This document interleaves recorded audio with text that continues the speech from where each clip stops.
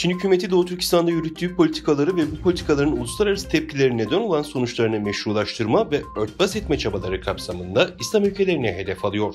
Bu bağlamda TimeTalk A haberine göre Uygur Özerk Bölgesi Parti Komitesi Sekreteri Ma Xingrui, 27 Mart'ta Urumçi'de bir dizi Arap ülkesinden gelen siyasi parti kadro soruşturma ekibi temsilcilerini ağırladı. Toplantıya Irak, Moritanya, Ürdün, Filistin, Fas, Tunus, Yemen ve diğer ülkelerden siyasi parti temsilcileri katıldı. Ma Xingrui'nin delegelere yaptığı açıklamalarda Çin Komünist Partisi Merkez Komitesi'nin Xi Jinping liderliğinde Sincan bölgesinde önemli başarılar elde ettiği belirtildi. Ancak Ma aynı zamanda ABD gibi batılı güçlerin milliyet, din ve insan hakları konularında yanlış bilgiler yayarak Çin'in gelişimini engellemeye çalıştığını iddia etti.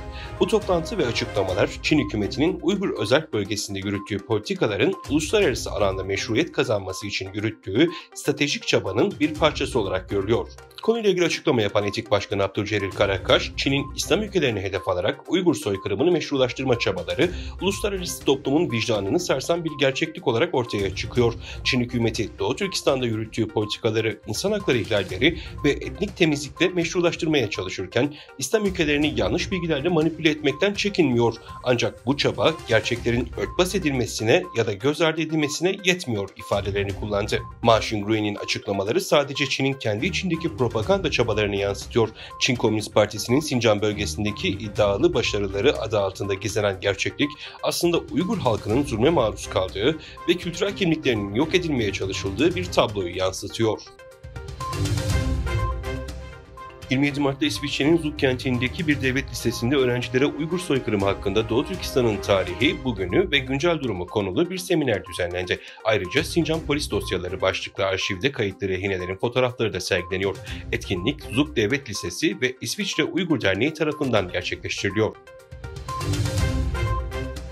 Türkiye'nin Pekin Büyükelçisi İsmail Hakkı Musa, Çin'in Hainan Adası'nda düzenlenen BAOA Asya Forumu'nda Türkiye-Çin ilişkileri, yeniden Asya girişimi ve Asya'daki bağlantılık projelerine ilişkin değerlendirmelerde bulundu. Maalesef Doğu Türkistan'da toplama kampları ve cezaevlerine tutulan milyonlarca Uygur ve diğer Müslüman Türk halklara uygulanan zulümden bahsetmedi. Çin'deki BOA Asya Forumu'na katılan Kazakistan Cumhurbaşkanı Kasım-Cömert Tokayev, Uygur soykırımının faili Xi Jinping'i ülkesinde ağırlamak için sabırsızlıkla beklediğini söyledi. Tokayev, foruma daveti ve mükemmel organizasyonu için Çin Halk Cumhuriyeti yönetimine ve BOA Asya Forumu Sekreterliğine teşekkür etti. Tokayev ayrıca Uygur soykırımının faili Xi Jinping'i ülkesinde sabırsızlıkla beklediğini belirtti. Çin ve Hindistan Himalayalardaki ihtilaflı sınır bölgelerindeki gerginliklerin çözümü için yeni tur görüşmeler gerçekleştirdi. Çin Dışişleri Bakanlığı sınır anlaşmazlıklarının çözümü için yürütülen Çin-Hindistan Sınır Sorunları Danışma ve Eşgüdüm Çalışma Mekanizması'nın 29. toplantısının başkent Pekin'de yapıldığını açıkladı. Yeni Zelanda hükümeti ülke parlamentosuna 2021'de düzenlenen siber saldırıların arkasında Çin'le bağlantılı bilgisayar korsanlarının olduğunu bildirdi. Savunma Bakanı yaptığı açıklamada bakanlığının yürüttüğü soruşturmada 2021 yılında parlamentonun bazı birimlerine siber saldırıların düzenlendiğini hatırlattı. Bakan söz konusu saldırıların APT-40 olarak bilinen Çin devlet destekli hacker grubuna dayandırıldığını belirtti.